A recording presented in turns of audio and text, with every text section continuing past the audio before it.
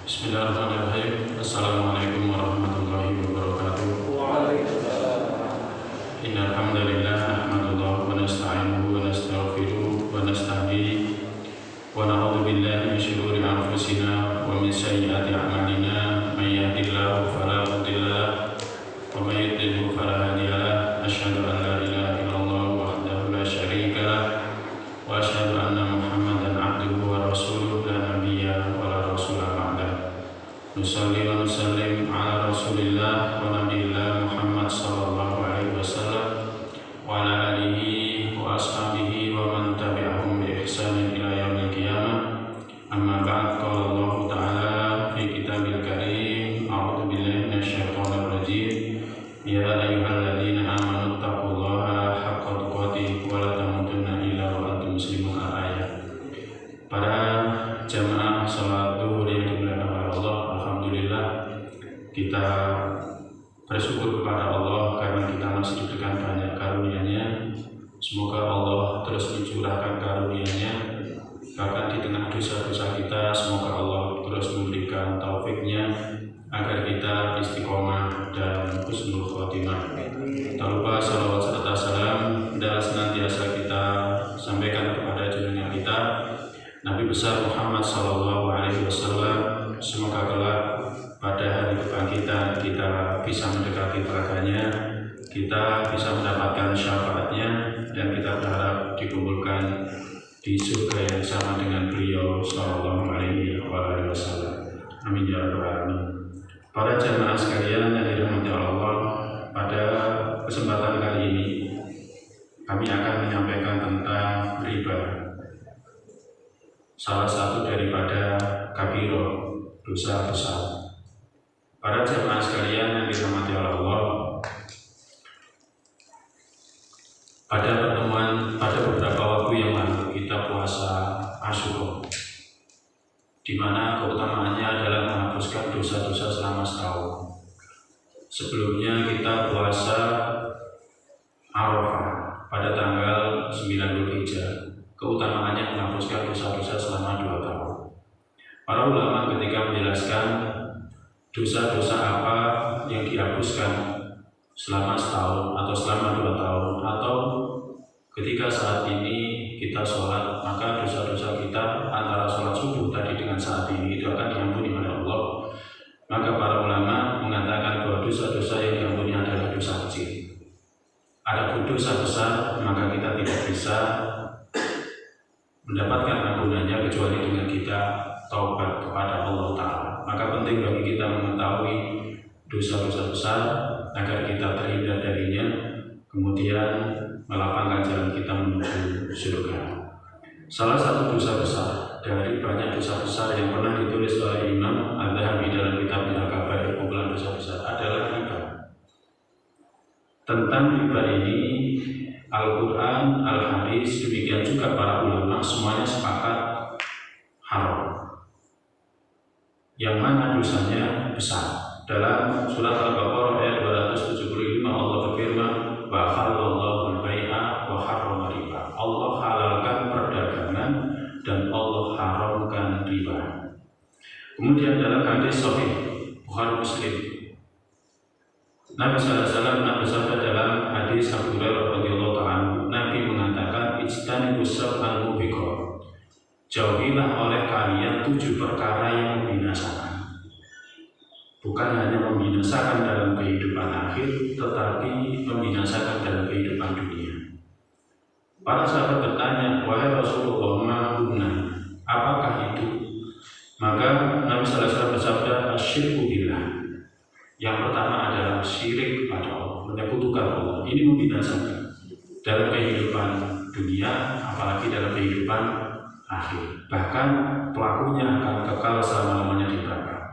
Kemudian yang kedua as-sihru, yakni sihir. Demikian juga yang ketiga qatlun nafsi allati haramallahu illa bil haqq, membunuh jiwa yang Allah haramkan kecuali dengan cara yang benar. Seperti orang yang membunuh kemudian dibalas bunuh, kemudian orang yang riddah, orang yang murtad. Kemudian wa aklu riba, berikutnya adalah makan harta riba. ini juga membinasakan. Kemudian wa aklu malil yatim, memakan harta anak yatim. Jadi memakan harta anak yatim. Ada orang yang diwasiati oleh orang lain untuk mengasuh anaknya, ya di mana anak itu adalah anak yatim, kemudian dia mengambil hartanya, maka orang seperti ini akan bisa binasa. Berikutnya adalah wattawali yaumaz zahfi, yakni berpaling, melarikan diri pada hari pertempuran. Dan yang terakhir termasuk dibinasakan adalah qadful muhsanatil mu'minatil ghafilat, menuduh wanita terhormat, wanita mukminah yang bersih dengan tuduhan zina. Orang yang menuduh wanita baik-baik dengan tuduhan zina, maka orang seperti ini dicambuk 80 kali, kemudian tidak boleh dijadikan saksi. Saksi di pernikahan, saksi di pengadilan, tidak boleh. Nah, oleh karena itu para ulama sepakat bahwa riba itu haram dan termasuk dosa besar. Imam Nawawi mengatakan kaum muslimin sepakat. Imam mazhab Syafi'i yang sangat terkenal, dia mengatakan kaum muslimin sepakat akan haramnya riba, dan riba itu termasuk dosa besar. Ada yang mengatakan bahwa riba diharamkan dalam semua syariat Nabi. Jadi bukan hanya dalam syariatnya Nabi Muhammad SAW, tetapi juga dalam syariat para nabi terdahulu. Ini sebagaimana dikatakan oleh Al-Mawardi dalam Al-Majmu' Syarhul Muhadzab. Jadi bukan hanya syariatnya Nabi Muhammad SAW, tapi juga syariat dari para nabi terdahulu. Kemudian Syekhul Islam Ibnu Taimiyah mengatakan melakukan riba hukumnya haram berdasarkan Al-Quran, hadis, demikian juga ijma'nya umat ini. Para jemaah sekalian yang dirahmati Allah, makna dari riba, kemudian macamnya. Secara bahasa yang disebut dengan riba itu adalah aziyadah, tambahan. Jadi yang dimaksud dengan riba artinya adalah aziyadah. Sedangkan menurut istilah para ahli fikih berbeda pendapat. Tapi nanti akan kita jelaskan dari macamnya nanti dari kita paham. Madzhab Hanafi mengatakan riba itu kelebihan yang tidak ada imbalannya. Jadi kita memberikan kelebihan tapi tidak ada imbalannya menurut standar syariat yang disyaratkan untuk salah satu dari dua orang yang melakukan akad penukaran. Kalau madzhab Syafi'i mengatakan akad untuk mendapatkan ganti tertentu yang tidak diketahui persamaannya menurut standar syariat pada waktu perjanjian dengan menunda penyerahan kedua barang yang ditukar. Kalau madzhab Hambali mengatakan perbedaan kelebihan dalam perkara-perkara mengakhirkan dalam perkara-perkara pada perkara khusus yang ada keterangan larangan riba dari syariat. Nah, tetapi definisi ini lebih jelas kalau kita mengetahui macamnya. Macam riba itu ada dua. Yang pertama adalah riba nasi'ah, riba karena mengakhirkan tempo. Jadi riba karena mengakhirkan tempo. Misalkan tempo pembayarannya itu adalah tanggal 5 setiap bulan, kemudian diakhirkan, ya kan, diakhirkan, tapi dengan syarat harus tanggai, atau bahasa kita istilahnya itu adalah denda. Nah, itu riba. Yaitu tambahan nilai hutang sebagai imbalan dari tempo yang diundurkan. Misalkan ada orang utang piutang, kemudian dia tidak bisa membayar pada tempo yang ditentukan, maka kemudian temponya diundurkan, tapi dengan syarat ada imbalan. Maka imbalan itulah riba. Maka dinamakan riba nasi'ah, artinya adalah riba mengakhirkan. Jadi riba mengakhirkan. Karena tambahan ini sebagai imbalan dari tempo hutang yang diakhirkan. Nah, hutang tersebut bisa karena penjualan barang, bisa karena penjualan barang, misalkan jual barang, bayar kredit, ya bayar kredit. Kemudian karena tidak bisa bayar, maka temponya diundurkan. Boleh, tetapi dengan menambahi sekian persen misalkan, maka tambahan sekian persen itulah riba. Riba ini juga disebut dengan istilah riba Al-Quran. Karena apa? Ini riba yang disebutkan dalam Al-Quran surat Al-Baqarah ayat 27-28. ayat 278 sampai 279. Allah berfirman, ya ayyuhalladzina amanu taqullaha wa dharu ma baqiya minar riba in kuntum mu'minin. Wahai orang-orang beriman, bertakwalah kalian kepada Allah dan tinggalkanlah apa yang tersisa dari riba kalau kalian beriman. Fa in lam taf'alu, dan jika kalian tidak melakukan, fa'danu biharbin minallahi wa rasulih, maka Allah dan Rasulnya akan memerangi kalian. Wa in tubtum falakum ru'usu amwalikum la tadrimuna wa la tudlamun. Dan jika kalian tobat, maka bagi kalian itu pokok harta kalian. Kalian tidak berbuat zalim, kalian juga tidak dizalimi. Nah, ayat ini menjelaskan tentang jelasnya riba nasiah. Makanya riba ini dikenal dengan istilah riba Al-Quran. Jadi menjelaskan dengan tegas bahwa yang menjadi hak orang yang berpiutang adalah hartanya saja. Jadi orang yang berpiutang adalah hartanya saja. Jadi misalkan ada orang utang sama kita, utang 1 juta, ya kan? Maka hak kita adalah harta pokoknya saja. Ya, harta pokoknya saja. Kalau misalkan jatuh tempo, ya dia bayar cicil selama 10 bulan, bayarnya 100.000, kemudian jatuh tempo dia tidak bisa bayar, kemudian kita berikan tenggat waktu, tapi dengan syarat dia nambahi misalkan 5.000, maka 5.000-nya itu riba. Jadi 5.000-nya itu adalah riba. Nah, jadi ayat ini dalam kitab Tauhidul Ahkam dikatakan hak orang berpiutang itu pokok hartanya saja tanpa tambahan. Kalau ada tambahan, maka itu namanya riba.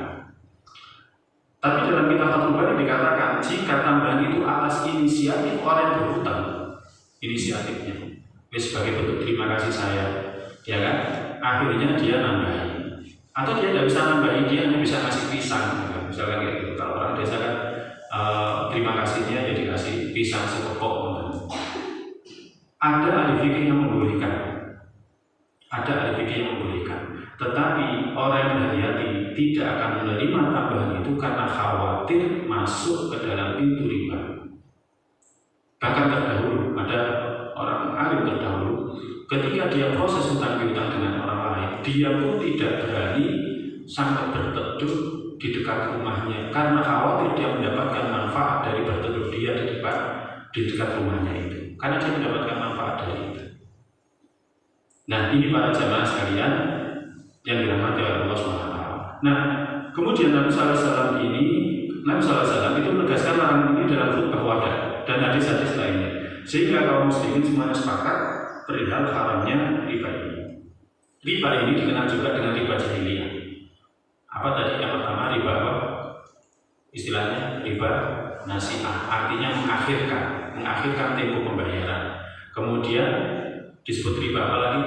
Al-Quran. Kemudian berikutnya riba jahiliyah. Karena inilah yang diterapkan pada masa jahiliyah. Ini yang diterapkan orang-orang pada masa jahiliyah dulu. Ya, nanti akan dijelaskan bagaimana orang-orang jahiliyah dulu itu menerapkan ini. Kemudian ini juga disebut dengan riba jari, artinya yang nyata, terang, jelas ini adalah riba. Jelas ini adalah riba.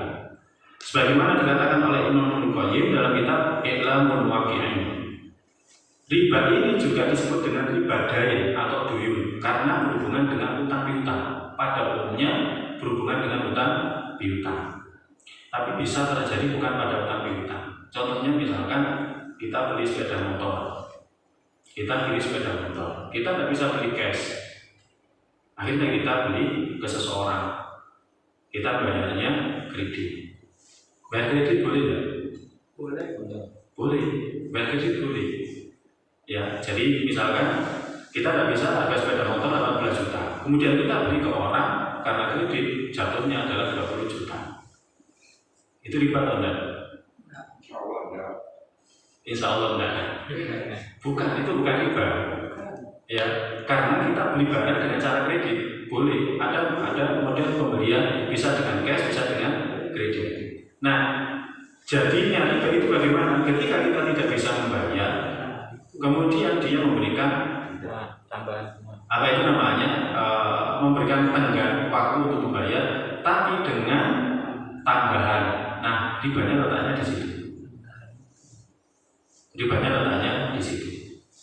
Beda kalau misalkan orang ini kita beli dari si A, tapi orang ini tidak punya uang. Jadi orang ini tidak punya uang. Ya, akhirnya dia ngambil barang dari orang lain, tapi sistemnya masih utang. Nah, ini bisa masuk dalam kategori riba. Tapi kredit tidak masuk dalam kategori riba. Imam Ahmad ditanya tentang riba yang tidak diragukan keharamannya. Dia mengatakan riba itu adalah seseorang memiliki piutang, lalu dia berkata kepada orang yang berhutang, engkau bayar sekarang atau aku berikan tempo, tapi silakan tambahi dengan tambahan. Jika dia tidak membayar, maka orang berhutang akan memberikan tambahan harta saat pembayaran, dan pemilik hutang memberikan tambahan tempo. Dan kita bilang memaki, maka tambahannya itu di situ masuk dalam kategori riba. Pada prinsipnya adalah mendapatkan kemanfaatan. Kalau pada masa sekarang para jamaah sekalian yang dirahmati Allah, bentuknya macam-macam. Ya, ada seseorang hutang sama kita, tapi dia tidak bisa memberikan jaminan. Dia hanya bisa memberikan misalkan kepada kita sepeda motornya. Tolong sepeda motornya ini sampai pakai. Itu riba atau enggak? Itu riba. Itu riba karena kita dapat manfaatnya. Dapat manfaatnya. Karena dia nggak punya BPKB, sehingga yang diberikan apa? Sepeda motornya. Itu riba. Kalau yang diberikan BPKB-nya, riba atau enggak? Enggak, karena kita tidak dapat manfaat.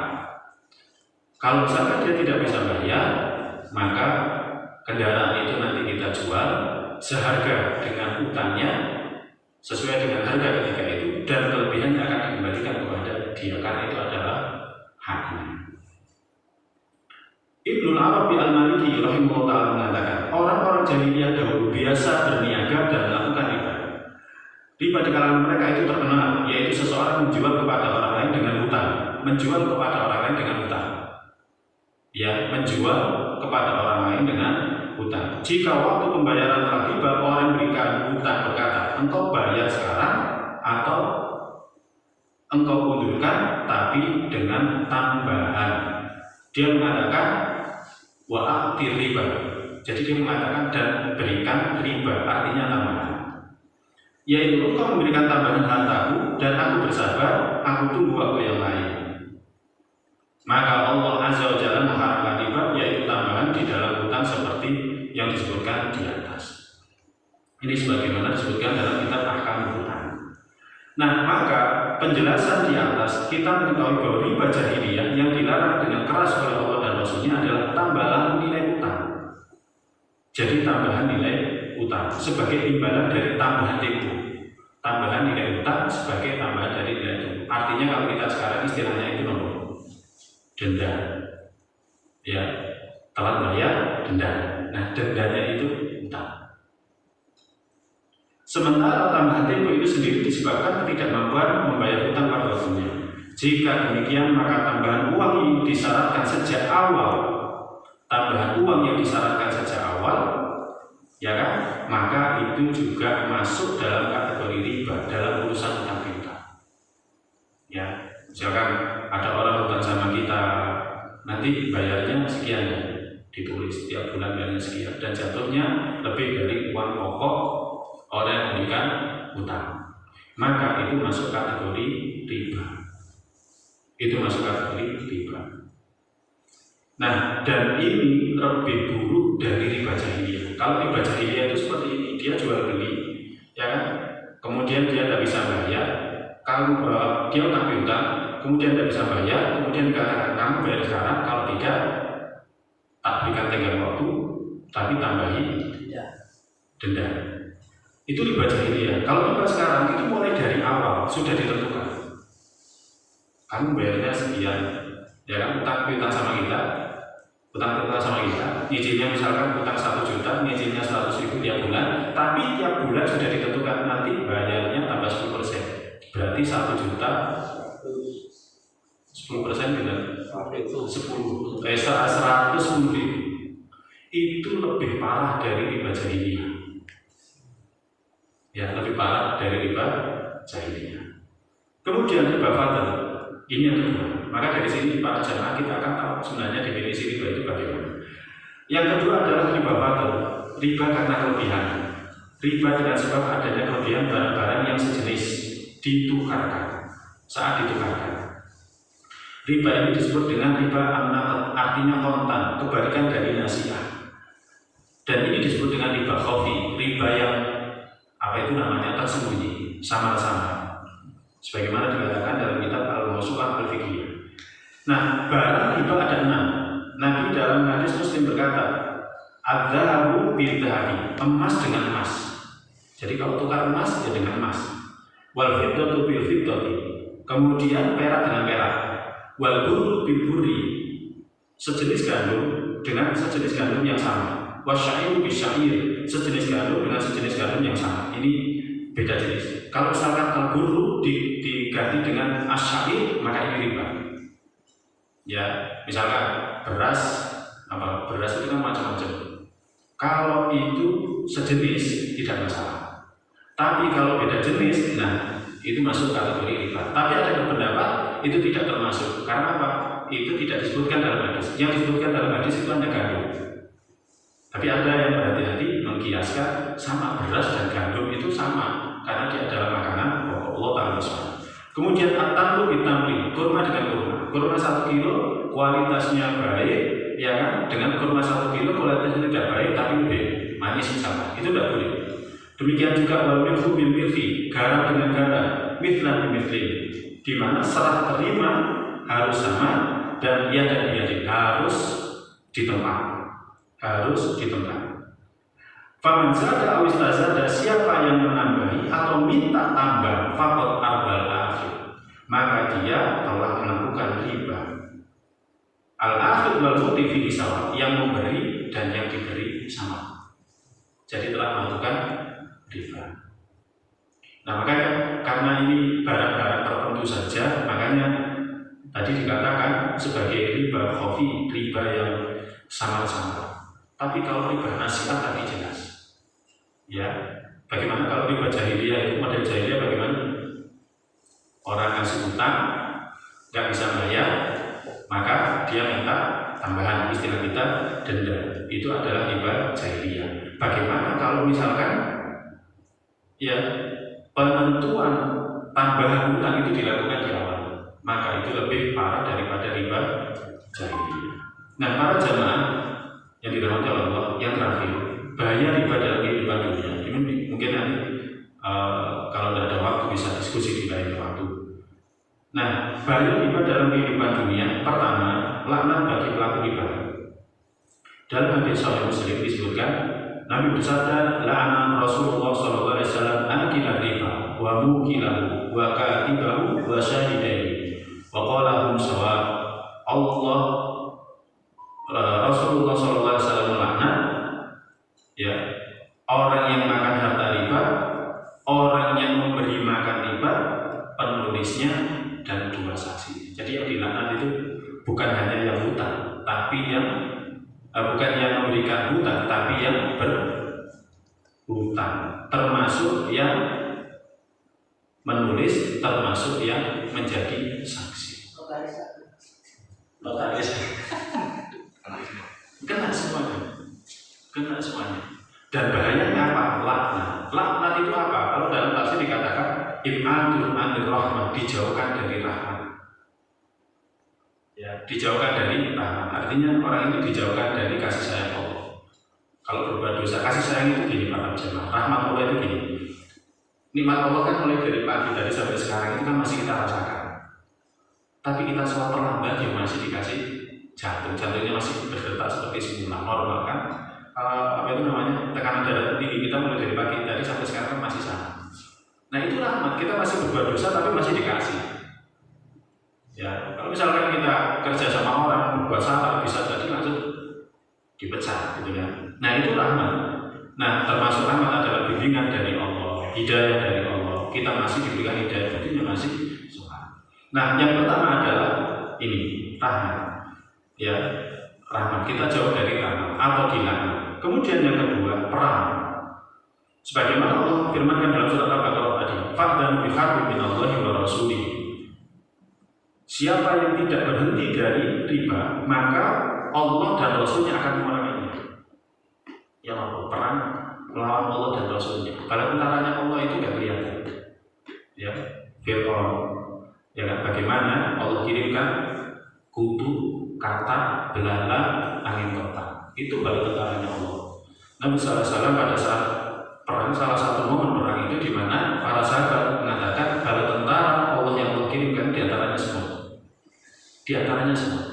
Ya, bala tentaranya Nabiullah Ibrahim, bala tentaranya Allah ketika Nabiullah Ibrahim ya kan disakiti, didolim oleh Namrud, itu hanya seekor lalat yang masuk ke dalam lubang hidungnya Namrud, dan itu sudah cukup membuat dia tersiksa sampai akhirnya dia mati.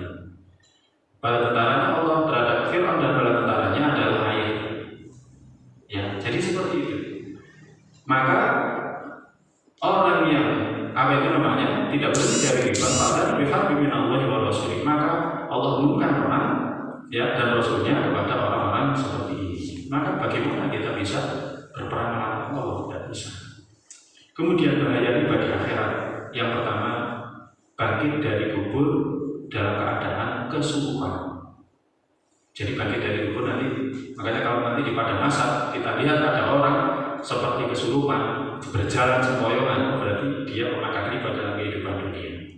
Disebutkan dalam hadis Auf bin Malik, dalam hadis ini ya riwayat Tabrani dalam Al-Mu'jam Al-Kabir, Nabi SAW bersabda, "Iyyaka wa dzunuba allati la tughfar." Hati-hati kamu dari dosa yang tidak diampuni. Yang pertama Nabi mengatakan al-ghulul artinya adalah khianat, ya, khianat.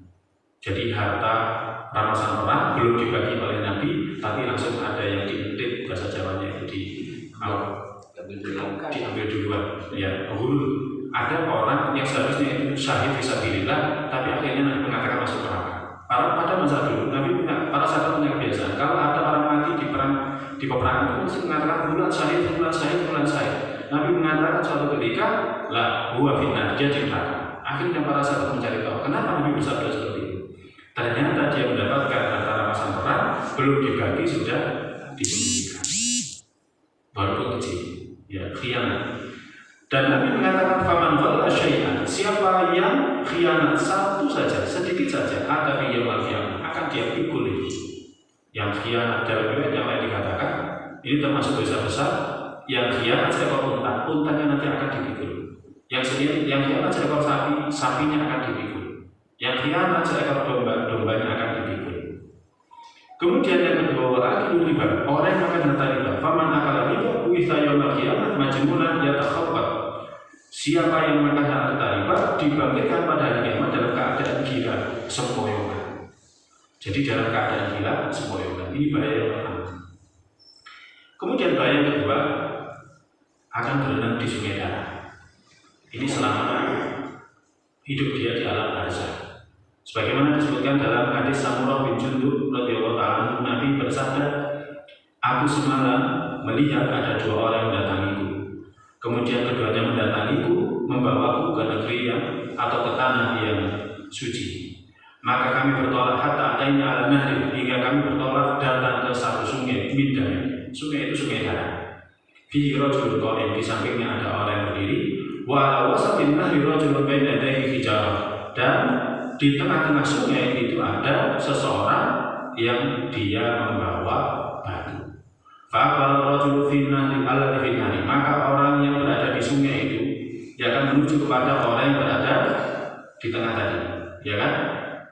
Fa'idha aqala rajul, ketika orang yang berada di sungai darah ini ingin keluar, ya, maka ramar rajul bihajar fi fayhi, maka orang berdiri bawa batu ini melempari batu itu ke mulutnya orang yang berenang tadi. Jadi orang yang makan harta riba akan dilempari batu dan dia terus berenang di sungai darah. Faja'ala kullama ja'a yakhruja, setiap kali orang ini mau keluar dari sungai darah, rama fihi bihajar, mesti dia akan dilempari dengan batu dari apa itu namanya orang yang membawanya tadi. Fayarji amakana, dan dia akan kembali seperti semula. Nah, maka Nabi terperanjat Bagaimana tidak terperang? Yang pertama sungai darah, kemudian yang kedua orang ini berenang, kemudian yang ketiga dia tiap kali mau ke tepi itu mesti dilempari batu oleh orang yang berdiri. Makanya ini adalah siksaan atau dampak yang diakibatkan orang makan riba dalam kehidupan dunia.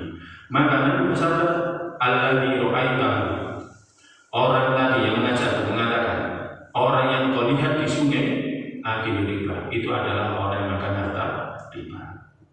Kemudian yang terakhir, sudah tahu riba itu haram tapi nekat masih makan riba, maka diancam neraka.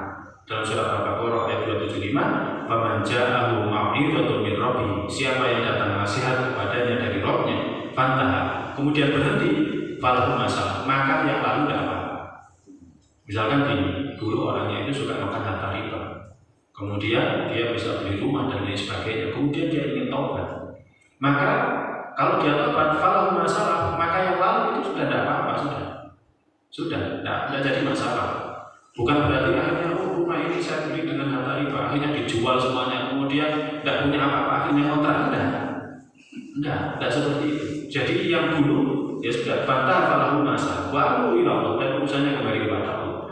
Wa man ada, tapi siapa yang kembali, ya tetap saja sudah tahu bahwa itu adalah haram, tapi dia tetap kembali, faulaika ashabuna hum fiha khalidun. Mereka adalah penghuni neraka, hum fiha khalidun, dan mereka akan kekal di dalamnya. Allah lebih suka dengan firman Allah hum fiha khalidun, bisa saja orang yang akan harta riba itu kekal sebagaimana halnya kekalnya pelaku syirik atau kekalnya orang-orang kafir.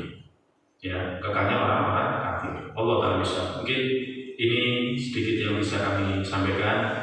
Materi ini request dari Amir, semoga bermanfaat untuk saya pribadi dan juga untuk para jamaah. Tidak perlu tanya jawab dulu. Tidak perlu ya. Semoga bermanfaat untuk kami pribadi. Mudah-mudahan Allah mengampuni dosa-dosa kita dan kita. Kita akhiri dengan doa penutup majelis. Subhanallahumma bihamdika asyhadu an la ilaha illa anta astaghfiruka wa atubu ilaik.